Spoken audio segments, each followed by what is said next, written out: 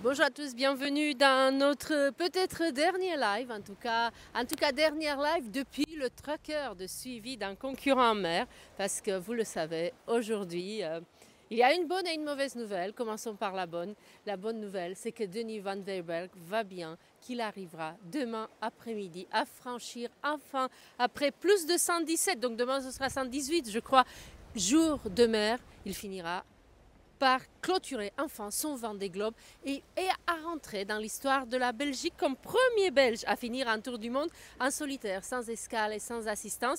Il y en a d'autres qui l'ont essayé. Finalement, ce sera Denis qui va le finir. Peut-être Denis reviendra en 2028 pour être en course aussi, parce que maintenant on arrive à la mauvaise nouvelle, vous le savez tous, on en parle depuis un moment.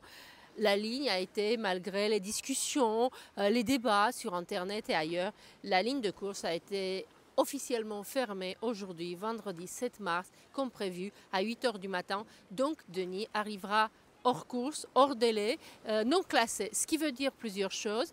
Ce qui veut dire donc que techniquement, il n'est pas dans les finishers de ce Vendée Globe et que donc pour lui, ce sera un challenge, je pense, de revenir s'il le peut, s'il peut avoir un bateau plus performant peut-être, un sponsor, surtout revenir en 2028 pour finir cette affaire, commencer cette année.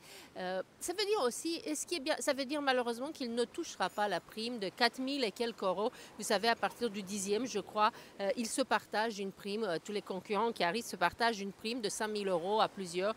Donc ce sont les autres qui toucheront un petit peu plus chacun.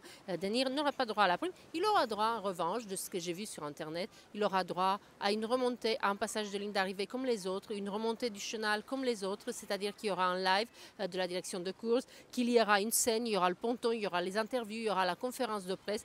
Donc pour nous qui regardons d'extérieur, finalement, ce sera tout pareil. Il y a beaucoup de lives qui sont prévus, il y a celui de la course, il y a aussi celui de la télévision belge nationale qui évidemment vient pour saluer l'événement. Il y a le live aussi de France 3 Région qui se mobilise comme souvent pour le dernier des arrivées. Vous savez, on le voit ici au Sable d'Olonne depuis toujours. Le premier, le dernier a presque autant de monde que le premier, souvent. En tout cas, il finit hors course, mais il a gagné les cœurs, comme Violette l'a gagné aussi quand elle est arrivée. Je pense que ce sera une arrivée un peu pareille. D'abord, il arrive le week-end, donc déjà, ça en dit plus.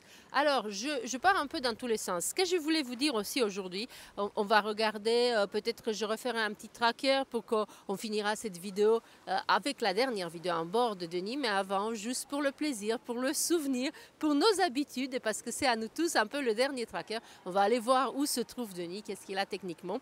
Et puis, je voulais dire un mot aussi, et je vous laisse voir ces images de sa fête juste avant le départ. Je voulais dire un mot aussi de son équipe technique, qui est une équipe de bénévoles depuis les Sables d'Olonne.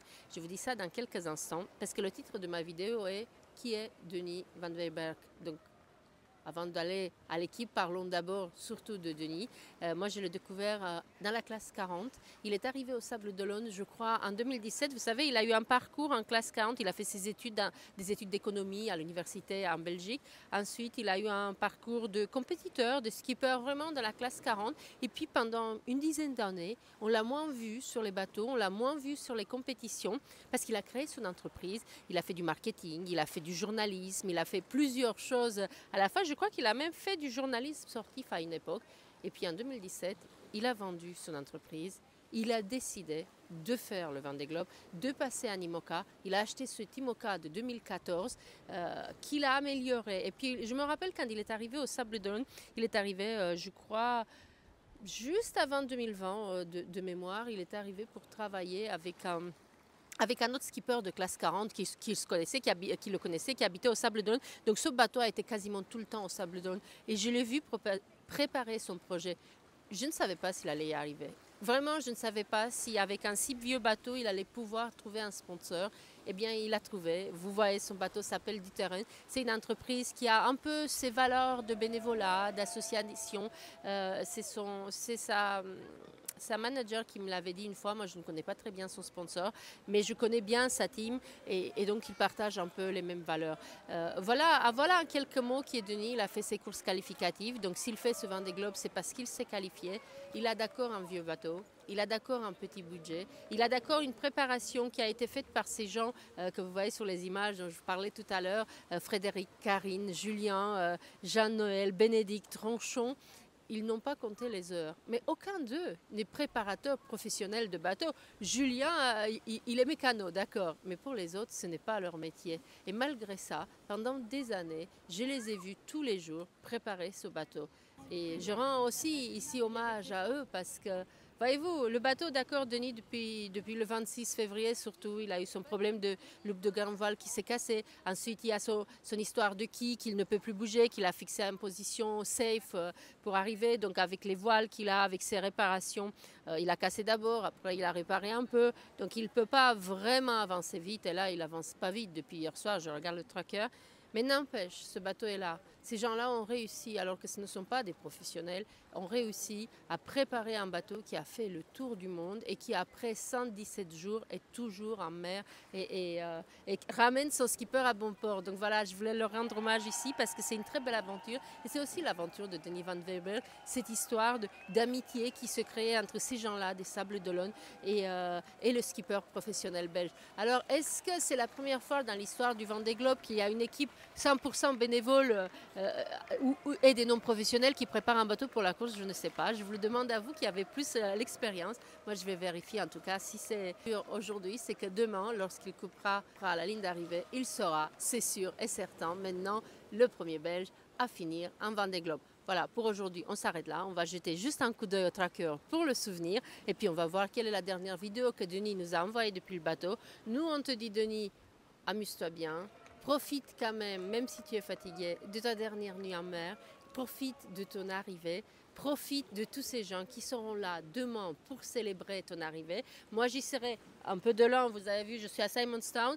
Un peu de loin, je serai là aussi demain et je ferai comme d'habitude le best-of de l'arrivée. J'attends de vos nouvelles à tous. J'attends de voir aussi l'émotion sur le chenal avec la même émotion que vous. Et je vous dis donc à demain. Bye bye.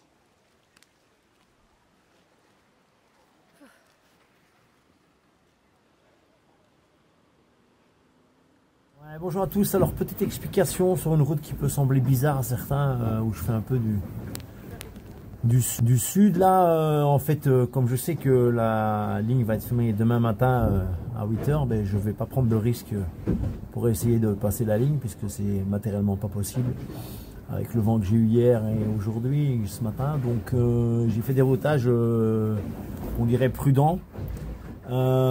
Qui m'amène plus dans le sud et comme ça j'évite la plus grosse zone de mauvais temps qui sera là demain soir et dans la nuit de vendredi à samedi. Et en plus c'est une zone de remontée des fonds et on sait que c'est une zone qui est compliquée souvent à gérer quand il y a un coup de mauvais temps. Et donc voilà, donc c'est une route prudente. On aura quand même un coup de vent, mais c'est une route qui me fait descendre. Ben, les deux routages sont, voilà, j'irai sans doute au milieu des deux. Il y en a un qui est plus extrême que l'autre dans le sud, donc c'est pas l'idée quand même de prolonger le plaisir, c'est bon là, mais donc voilà, donc c'est pour ça que ça peut paraître bizarre, mais comme ça vous avez l'explication rationnelle des choses. Voilà, merci, à plus tard, ciao ciao.